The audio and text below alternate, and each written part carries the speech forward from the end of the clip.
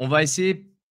Est-ce qu'on prend l'actualité? Qu'est-ce que tu penses? Est-ce qu'on prend plutôt la partie actualité que j'avais prévu de présenter ou est-ce qu'on prend la question fiscalité? Dites-nous en commentaire là ce que vous préférez. Est-ce qu'on va parler, de fiscalité? Est-ce qu'on prend la partie actualité que je voulais vous présenter? Parce que c'est une actualité, je pense que ça va partir un peu en débat. Avec Ça Théo, va je pense partir qu'on a en exactement couille, ouais. Ça va partir en couille sur la question. on a la même vision des choses, mais je pense que actu, OK, bon, bah, comme ça, on attend, actualité, parlez-nous d'extincteurs. Hein? Oui. Il y a un truc Non, mais moi, j'ai la ref. C'est à la fin de la OK, bah, vidéo, le mec qui est venu défendre un peu, il est sorti avec un instincteur et OK, il a bah, balancé justement, l'instincteur sur la camionnette. voilà, justement, ça fait partie de l'actu, que je voulais vous montrer. Alors, pour ceux qui le savent pas forcément, de plus en plus là, cette année, est-ce que c'est plus médiatisé? Est-ce qu'il y en a plus? Je sais pas.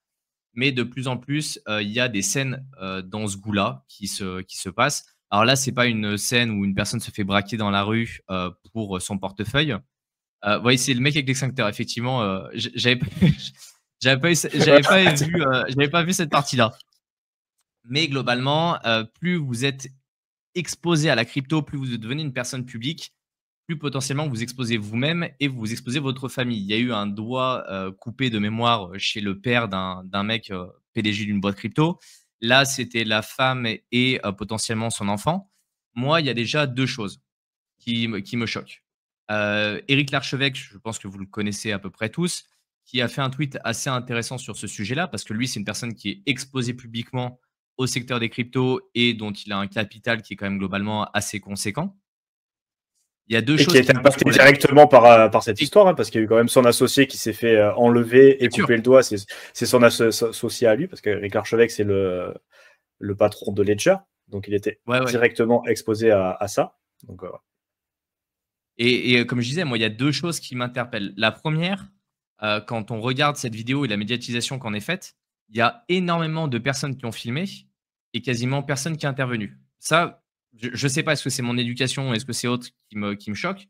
Et deuxièmement, deuxième truc qui me choque, c'est de me dire qu'en fait, il y a une espèce de sentiment d'impunité et qu'aujourd'hui, moi, je reviens de temps en temps en France et je me pose vraiment des questions. Déjà d'une, j'aime pas aller dans les grandes villes, mais je commence à me poser vraiment des questions sur la sécurité, sur ma propre sécurité et potentiellement la sécurité de mes proches quand je vais me balader dans les grandes villes ou quand il y a des informations qui peuvent fuiter sur moi, en fait. L'idée, c'était pas de jeter de la pierre dans la mare, parce que je pense qu'on est à peu près tous conscients de ça. La question, c'est plutôt qu'est-ce qui est possible d'être fait, en tant qu'individu? Je suis peut-être un peu trop parano parce que je viens du monde de la cyber et que je sais un petit peu tout ce qui est capable d'être fait. Mais dans la majorité des cas, dans la majorité des violences qui ont été, mises au goût du jour là récemment, c'est en général pas des attaques cyber. C'est-à-dire que les scams, les piratages, les mails frauduleux et autres, je pense qu'on vous en parle déjà depuis super longtemps. Il commence à y avoir des outils qui sont à peu près efficaces, qui permettent de vous protéger. Heu, mais là, on est dans une dimension qui est une dimension physique et personnelle. Où quelqu'un débarque chez vous, de mémoire, c'était, Asher qui avait une personne, armée qui avait débarqué, aussi, chez elle, arme à la main aussi. et qui oublie tout l'aspect technologique et qui vient juste vous braquer pour récupérer votre argent ou potentiellement qui va séquestrer votre famille pour récupérer vos fonds. Oui, la crypto-monnaie permet d'avoir une certaine souveraineté monétaire, mais pour moi, il y a plusieurs choses auxquelles il faut penser. La première, c'est déjà d'être toujours très discret. Ça, c'est hyper important d'éviter de divulguer, sa vie personnelle au possible.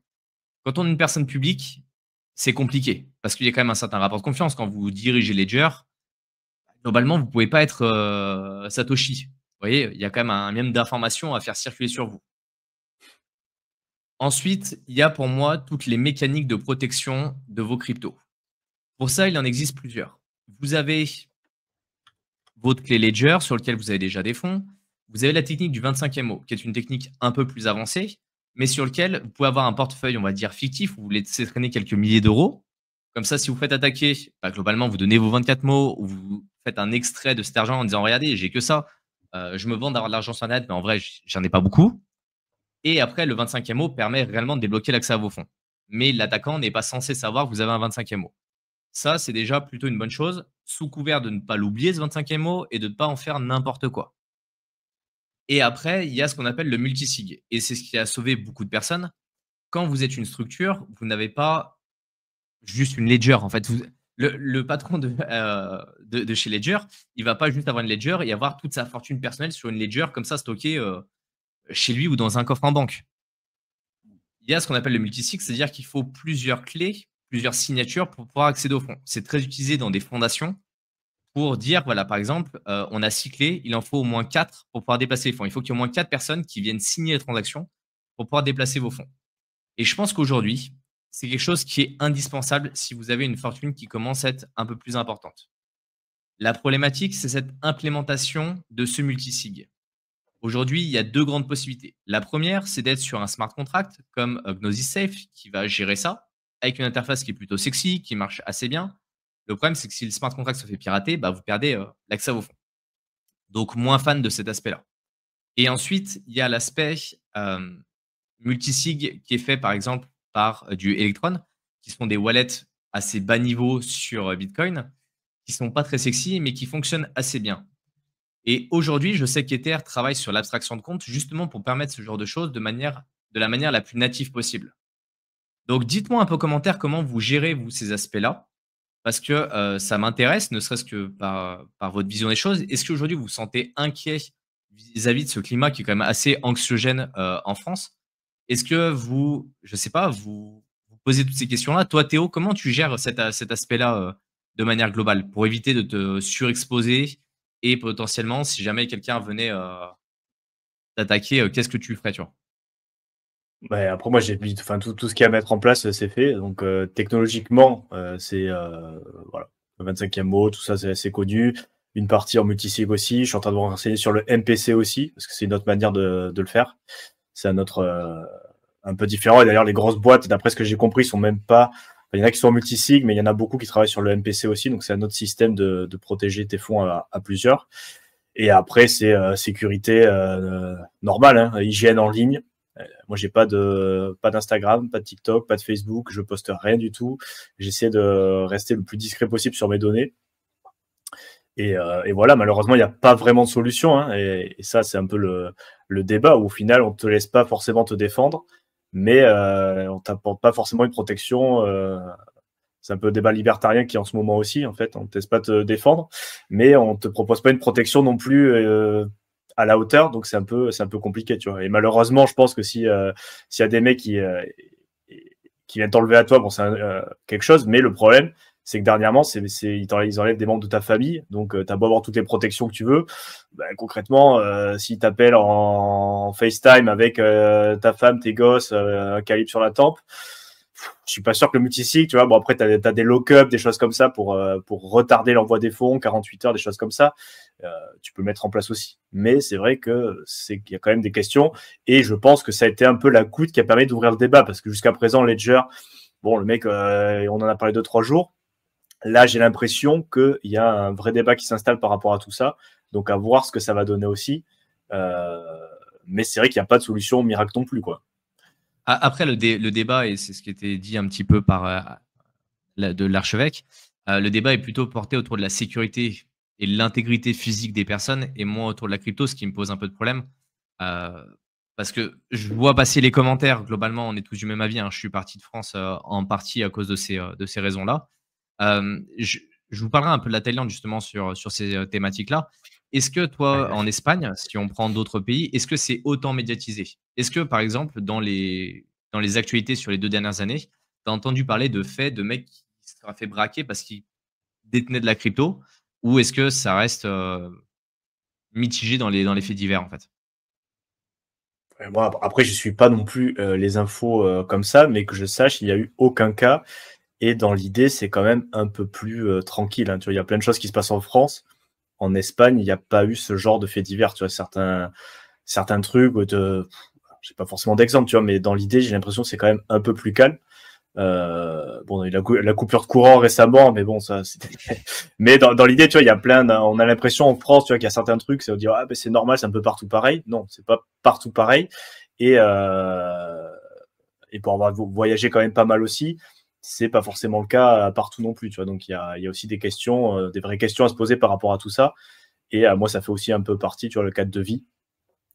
Bon, il y a la météo aussi, tu vois, mais effectivement, c'est des questions à se poser, quoi. Et pour le coup, en Espagne, je n'ai jamais entendu parler. Et j'en parle avec des potes et tout. Ils disent, ah, putain, mais en France et tout. Et nous, tu vois, c'est pas un truc aussi présent, quoi. Donc, ça fait des fois de prendre un peu d'auteur, de regarder ce qui se passe autour. Tu te rends compte aussi des problèmes chez toi parce que tu dis, ok, ben ça c'est bien chez moi. Ça, tu dis, ok, ça, pourquoi? Pourquoi on a ça? Alors que c'est pas le cas partout, quoi. Ouais, j'aime bien prendre des pays comme ça frontaliers pour voir un petit peu les différences parce qu'effectivement, si tu prends des pays d'Asie ou d'Amérique, tu vois que c'est complètement différent en termes de mentalité. Mais tu prends la mentalité française et espagnole, globalement, c'est des mentalités latines qui sont assez proches, comme la mentalité italienne.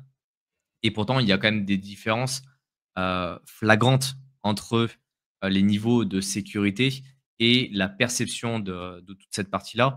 On le voit, moi, je suis allé enfin, pendant 18 ans en Espagne toutes les années.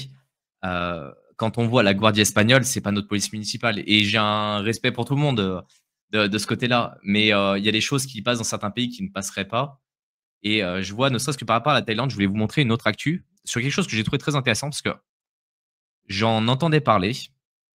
Pour ceux qui ne savent pas forcément, la Birmanie, qui est un pays qui est collé à la Thaïlande, qui est globalement une ancienne colonie anglaise.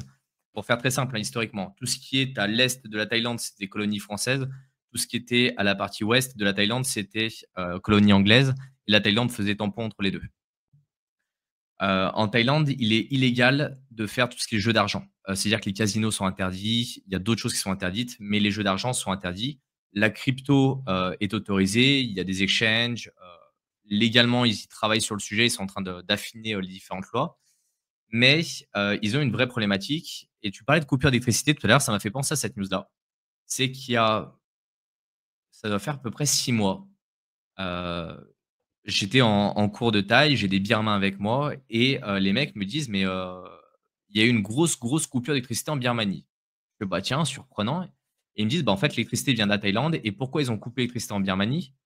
qui est actuellement, toujours en guerre, la Birmanie est en guerre civile. Parce qu'il y a beaucoup de casinos qui viennent se mettre à la frontière côté birmane ou côté, laotienne et du coup, il y a beaucoup de trafic.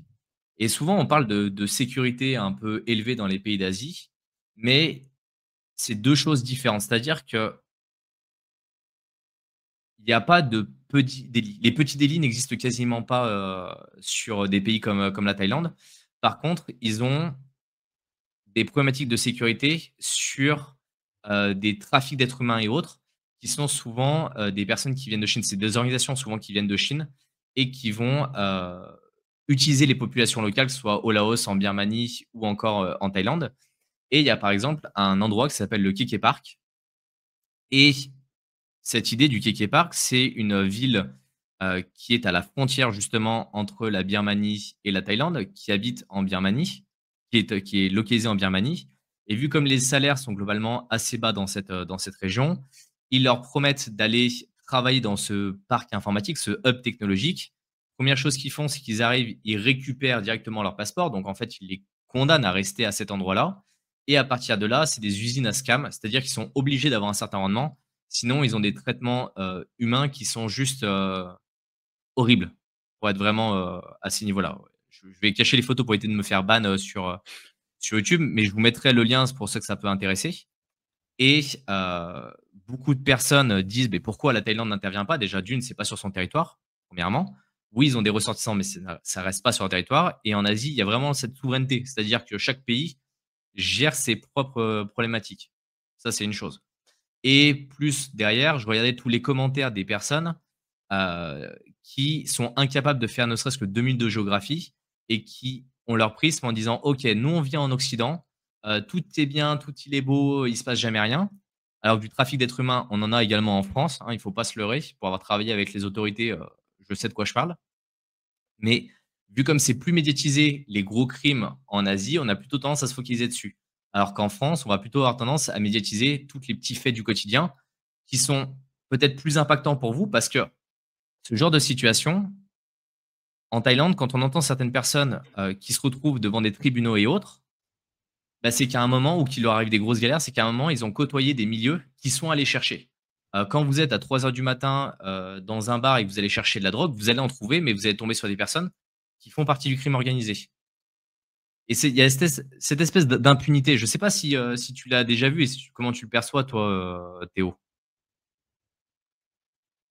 Par rapport à. Je suis pas là. Bah, justement, toute cette partie-là, cette différence. Alors, tu vois, Smart Light, tu dis l'Inde est attaquée par les Meuse depuis l'an 700. Viol, enlèvement, razzia, l'Asie n'est donc pas épargnée. Alors, l'Asie Sud-Est n'est pas l'Asie centrale.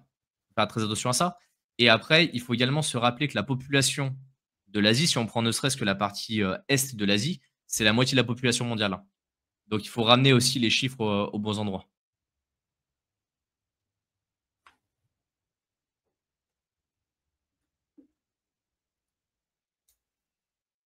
Voilà, c'est pour vous montrer qu'en fait, il faut faire attention au prisme de vue qu'on peut avoir, que ce soit en France, en Belgique, en Suisse, dans n'importe quel pays du monde. Il y a des endroits qui sont quand même plus sécuritaires que d'autres, hein. Il y a des Mais, endroits clairement, mais où. il y a aussi, on parle, moi, pour en parler, on en avait évoqué un peu en off aussi, tu vois, mais bon, il y a des problématiques dans tous les pays, c'est sûr, mais il y a des endroits qui sont safe parce que tu sais que si tu te fais choper, comme tu as dit, il n'y a pas de petit délit. Donc, si tu te fais, pour avoir regardé 2-3 reportages sur les prisons en Thaïlande, t'as pas envie d'y aller. Mais vraiment, t'as pas envie d'y aller du tout. Et c'est vrai qu'en Asie, ils ont des problèmes aussi, mais le système carcéral, il est pas fait pour réinsérer les gens, il est fait pour punir en fait. Donc c'est dans la mentalité, c'est tu vas en tôle, si tu vas te faire, tu vas croupir là-dedans, c'est hyper strict, les conditions sont pas vraiment folles. Et bon, tu as des pays à Asie du Sud-Est, mais tu vas au Japon, c'est pareil. Hein. Regarde le fondateur de MT Gox, pour avoir regardé les interviews, la prison au Japon, c'est pas fun. Hein. C'est militaire le truc. Tu bouffes, tu t'assois, tu t'agenouilles, tu fais tes trucs, et t'as vraiment pas envie d'y aller, quoi. Et pareil, à Dubaï, c'est pareil. Dubaï, c'est hyper safe. Oui, alors c'est hyper safe parce que tu sais que si tu déconnes, c'est pas, on va pas aller. Oh, arrêtez, vous déconnez, putain, allez, un peu de sursis, tu recommences pas. Hein. Allez, on te fait confiance. Non, si on te chope et même un tout petit truc, tu vas comprendre que t'aurais mieux fait de rien faire. Donc en fait, il y a aussi ce côté-là, tu vois. Et je pense que Ouais, on parle du laxisme, mais c'est vrai qu'il y a certains trucs. Tu vois, les mecs, ils ont un casier comme ça. Les mecs vont dire sursis, et repart 6e, 7e, 8 au bout d'un moment, ça s'arrête quand? Et c'est vrai que je pense qu'il y a un peu le côté dissuasion qui manque un peu, tu vois.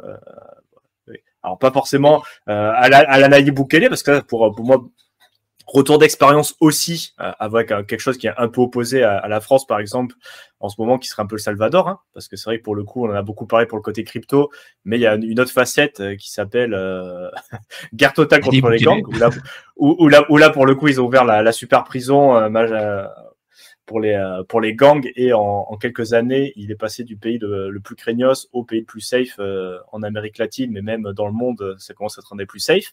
Alors certes, on va pas le mentir, il y a des mecs qui sont dans la prison qui n'auraient pas dû être, hein, parce qu'en gros, arrestation, voilà, ça a été assez violent. Mais pour le coup, moi j'ai des collègues, parce que on posait la question, je sais que je suis expatrié en Espagne, et pour le coup, il y a beaucoup de personnes qui viennent d'Amérique latine, hein, notamment Guatemala, Salvador, donc des pays, alors soit directement le pays en soi, soit des pays limitrophes.